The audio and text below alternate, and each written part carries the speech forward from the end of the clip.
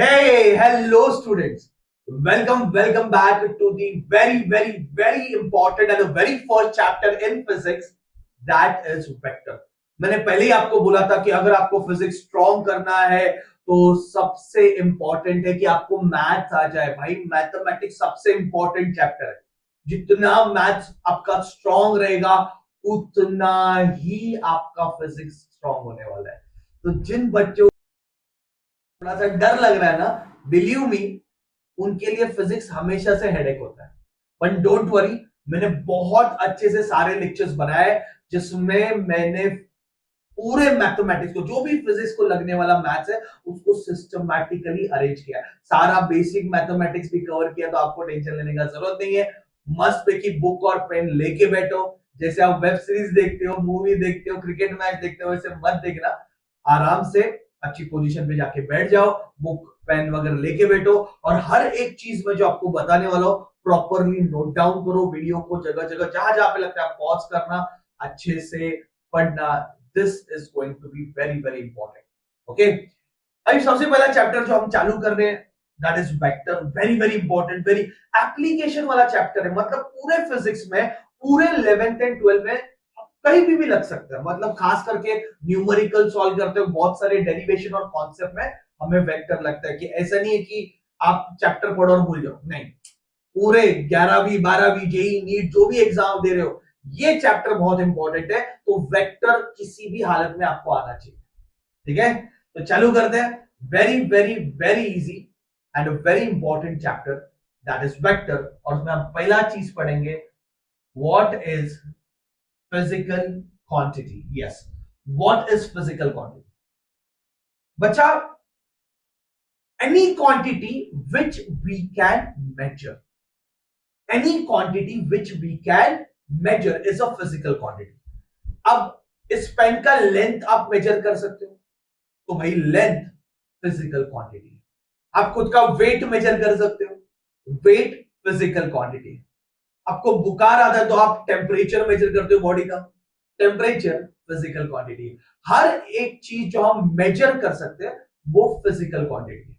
तो क्या मेजर नहीं कर सकते इज दी एब्स्ट्रैक्ट चीज, इमोशंस, प्यार, गुस्सा, ये सारी चीजें छोड़ दी तो फिजिक्स में हम हर चीज मेजर कर सकते हैं। और जिस भी चीज को हम मेजर करते हैं उसको हम बोलेंगे physical quantity. Come on, physical quantity का मतलब है any quantity which we can measure. Physical quantity मतलब any quantity which we can measure. और ब्रॉडली हमने इसके दो पार्ट्स बनाए, दो टाइप बनाए कि हमें मेजर करने के बाद क्या क्या चीजें चाहिए। ऑन दैट बेसिस हमने इसके दो टाइप बनाए, एक है scalar quantity, other one is vector quantity. एक और भी है, बहुत सारे बुक्स में नाम भी लिखा है, दैट इज टेंसर क्वांटिटी। फिलहाल हम वो नहीं पढ़ेंगे, तो फिलहाल फोकस करते हैं scalar and vector quantity. Okay, तो फिजिकल क्वांटिटी का मतलब है any quantity which we can measure, और उसके दो टाइप है, one is scalar, other one is vector. अभी स्केलर का मतलब है which the quantity which can be explained by magnitude alone। जो क्वांटिटी मैग्नीट्यूड से एक्सप्लेन हो जाते हैं, ऐसे क्वांटिटीज को हम बोलते हैं स्केलर क्वांटिटी। सिर्फ मैग्नीट्यूड से। मैग्नीट्यूड का मतलब होता है वैल्यू। जैसे कि समझो एग्जांपल, इस पेन का लेंथ है 10 सेंटीमीटर। आप समझ गए, और एक्सप्लेन करने का जरूरत नहीं है। मैंने जैसे बोला भाई इसकी लेंथ 10 सेंटीमीटर है, मैंने आपको क्या बताया? मैग्नीट्यूड बताया। आप समझ गए, तो लेंथ मेरे लिए क्या है? Scalar quantity. मैं बोल रहा हूं मेरा मास 85 केजी है, तो आप समझ गए कि भाई इसका जो मास है वो 85 किलो का ही बन। ठीक है, तो मास मेरे लिए क्या है? Scalar quantity. मैं बोलूंगा मैं ये लेक्चर 20 मिनट लेने वाला हूं, ठीक है, टेंशन में मत आना, पर मैं बोल रहा हूं मेरा ये लेक्चर का टाइम है 20 मिनट्स, तो आप समझ गए कि भाई टाइम 20 मिनट्स है। तो टाइम को एक्सप्लेन करने के लिए सिर्फ वैल्यू काफी है। तो जो क्वांटिटीज वैल्यू बताने से समझ में आ जाता है, मैं सिर्फ वैल्यू बता रहा हूं, यूर अंडरस्टैंडिंग दैट, वो सब क्वांटिटीज को हम बोलते हैं स्केलर क्वांटिटीज। मास, लेंथ, टाइम, ये स्केलर क्वांटिटी है। इधर डायरेक्शन का कोई रोल नहीं, सिर्फ वैल्यू बताओ, बात खत्म हो गई। पर अगर मैं बोल रहा हूं इस बॉडी पे मैंने 20 न्यूटन फोर्स लगाया, इमेजिन करो इस बॉडी पे मैंने 20 न्यूटन फोर्स लगाया, then the question arises in which direction, कि भाई इस डायरेक्शन में लगाया, उस डायरेक्शन में लगाया, नीचे की तरफ लगाया, कहां लगाया फोर्स। तो हमें फोर्स को एक्सप्लेन करने के लिए सिर्फ वैल्यू काफी नहीं है, हमें डायरेक्शन भी चाहिए। तो फोर्स मेरे लिए जो है वो वेक्टर क्वांटिटी है, क्योंकि फोर्स को एक्सप्लेन करने के लिए मुझे मैग्नीट्यूड भी चाहिए और डायरेक्शन भी चाहिए। Is it clear? श्योर। उसके साथ साथ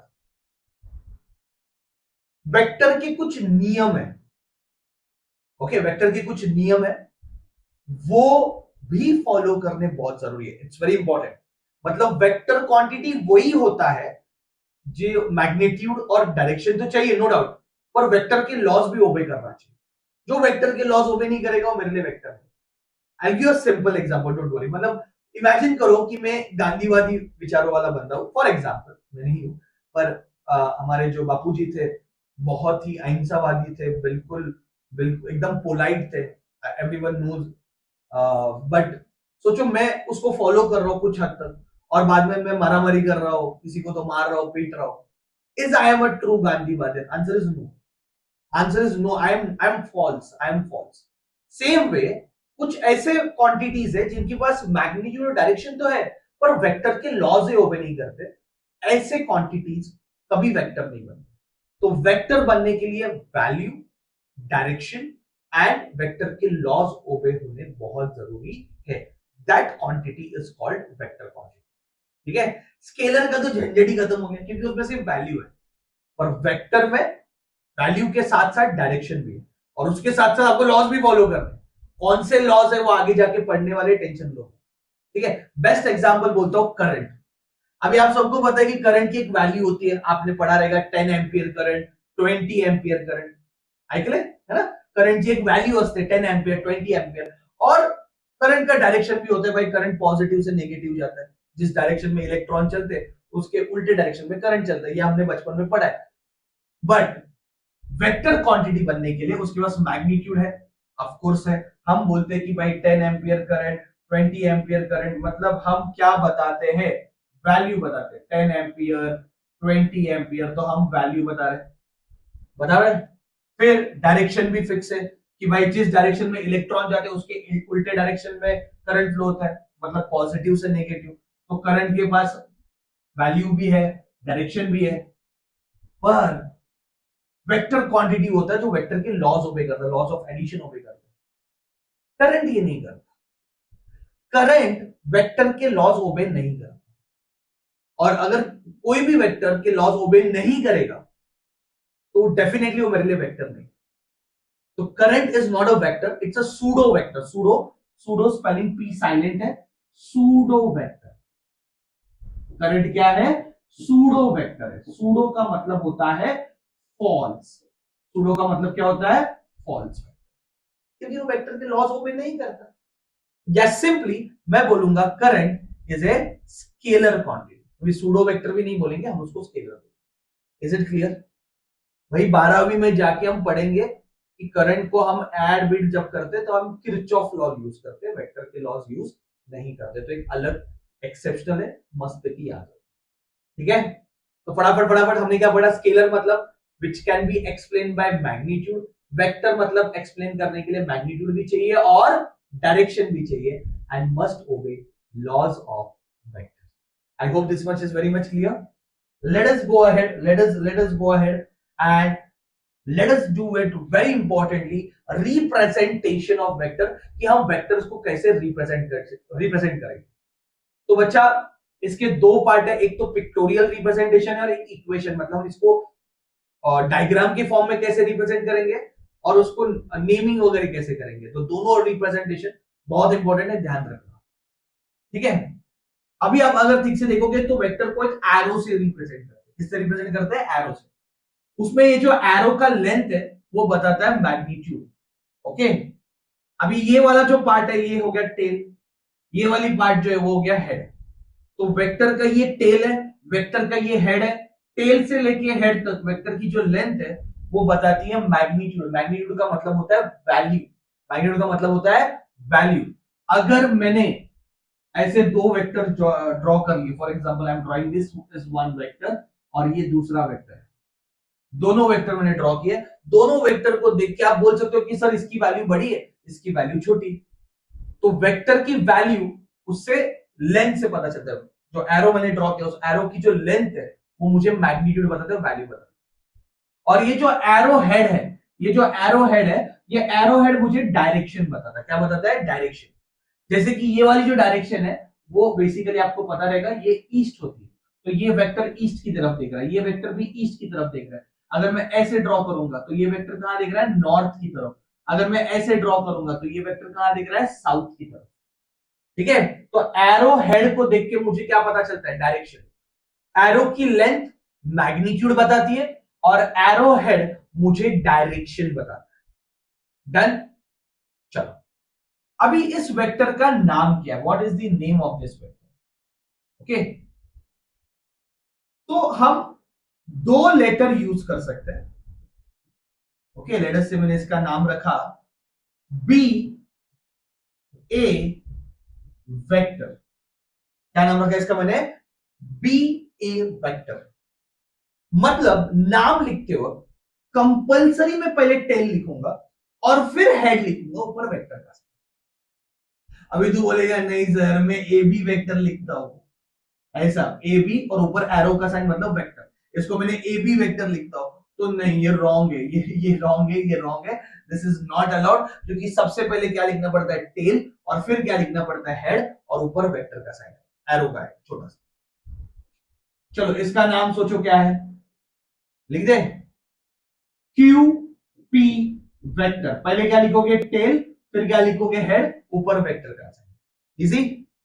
चलो इसका नाम बताओ, इसका नाम क्या है? C D vector. Okay, see पहले मैंने टेल लिखा, फिर हेड लिखा और ऊपर वेक्टर का साइन। Is it clear? तो वेक्टर को जब भी हम रिप्रेजेंट कर रहे हैं, उसका लिखना है तो उसको दो लेटर लगाएंगे, एक टेल और एक हेड पे। ओके, पर बोलते हो पहले क्या बोलना है? कंपलसरी टेल, फिर हेड और ऊपर वेक्टर का साइन।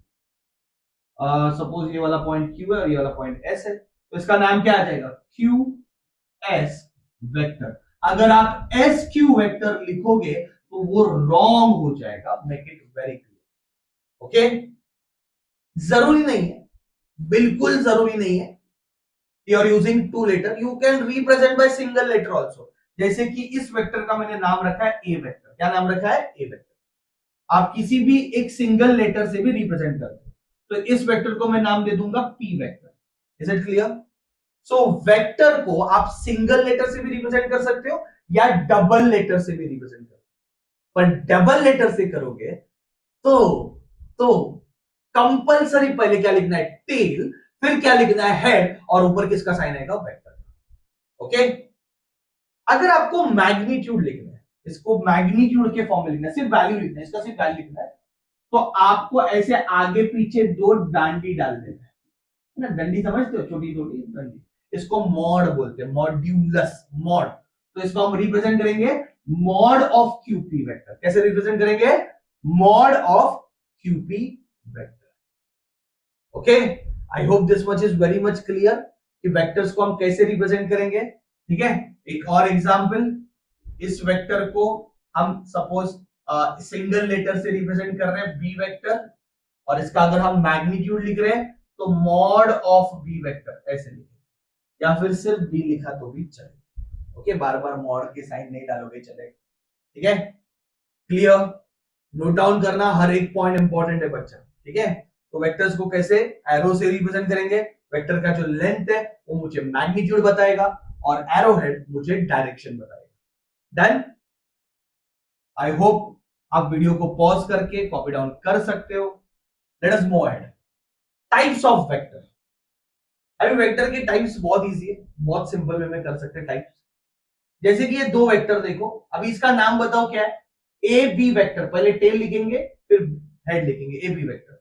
ओके, फिलहाल उसको पी वेक्टर से रिप्रेजेंट करते हैं। तो ये एक वेक्टर है और दूसरा ये वाला वेक्टर देखो सी डी वेक्टर, जिसको मैं क्यू वेक्टर से रिप्रेजेंट करता हूं। तो मैं सिंगल लेटर से भी कर सकता हूं और डबल लेटर से भी कर सकता हूं। तो इसको ए बी वेक्टर भी बोल सकते हो या फिर पी वेक्टर बोलो, सी डी वेक्टर भी बोल सकते हो, क्यू वेक्टर बोलो। डन। अभी दो वेक्टर्स मैंने ड्रॉ किए, दोनों वेक्टर के एरो हेड को देख के क्लियर पता चल रहा है कि दोनों का डायरेक्शन क्या है, सेम। मैग्नीट्यूड ऑफ कोर्स ये छोटा है ये बड़ा है, मतलब ये वाला वेक्टर की वैल्यू कम है, ये वाली वेक्टर की वैल्यू ज्यादा है, मैग्नीट्यूड अलग है, पर दोनों के डायरेक्शन क्या है, सेम है। अगर दोनों वेक्टर का डायरेक्शन सेम है तो बच्चा हम उसको बोलेंगे पैरेलल वेक्टर्स। क्या बोलेंगे उसको, पैरेलल वेक्टर्स। पैरेलल वेक्टर्स में मैग्नीट्यूड कुछ भी रहने दो, इररिस्पेक्टिव ऑफ मैग्नीट्यूड, डायरेक्शन भाई सेम चाहिए। मैग्नीट्यूड कुछ भी रहेगा चलेगा, पर डायरेक्शन सेम चाहिए, तो ऐसे वेक्टर्स को हम बोलते हैं पैरेलल वेक्टर्स। क्या बोलेंगे बच्चा, parallel vectors. Come on, direction same रहेगा तो क्या बोलेंगे, पैरेलल वेक्टर्स। ठीक है, look at this, look at this, look at this. Again I have drawn AB, that is P vector, CD that is Q vector. अभी दोनों बोलोगे sir direction भी सेम है और दोनों की लेंथ भी सेम है, मतलब दोनों का मैग्नीट्यूड भी सेम है, डायरेक्शन भी सेम है, मैग्नीट्यूड भी सेम है, डायरेक्शन भी सेम है, मैग्नीट्यूड भी सेम है, दोनों भी चीजें सेम है, then we are going to call it as equal vector. Very very important. Vectors, mark my word, vectors तभी इक्वल होते हैं जब उनकी वैल्यू और उनका डायरेक्शन सेम है। तो मैग्नीट्यूड और डायरेक्शन दोनों भी सेम है, तो ही मैं उसको बोलूंगा इक्वल वेक्टर्स। क्लियर, याद रहे equal vectors are parallel. Equal vector हमेशा पैरेलल होने ही वाले, पर पैरेलल वेक्टर कभी इक्वल होना जरूरी नहीं है। Every vector, every equal vector can be parallel, but every parallel vector is not an equal vector. I hope आपको समझा है, सारे बच्चों को समझा है। दोनों वेक्टर का अगर डायरेक्शन क्या रहेगा, सेम रहेगा, तो मैं क्या बोलूंगा, पैरेलल वेक्टर बोलूंगा। डायरेक्शन भी सेम है, मैग्नीट्यूड भी सेम है, तो मैं उसको बोलूंगा equal vector. Is it clear?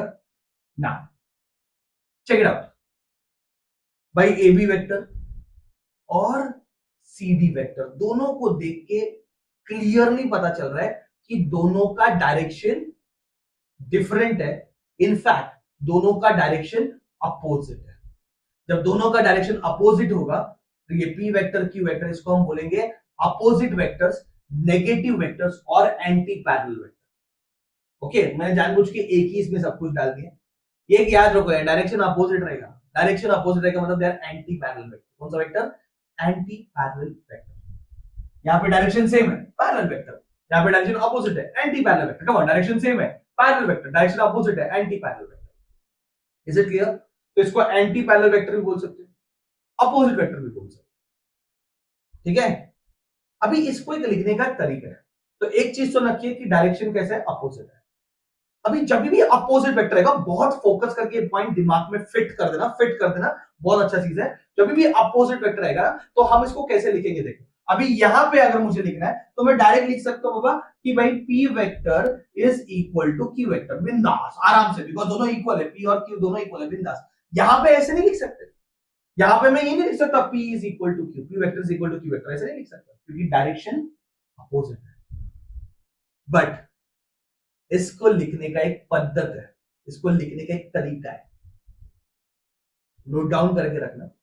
हम लिखेंगे P vector is equal to minus of Q vector. P vector is equal to minus, जब भी माइनस साइन आएगा ना, दो वेक्टर के जो माइनस साइन का साइन आ गया, मतलब समझ जाने का दोनों वेक्टर कैसे अपोजिट है।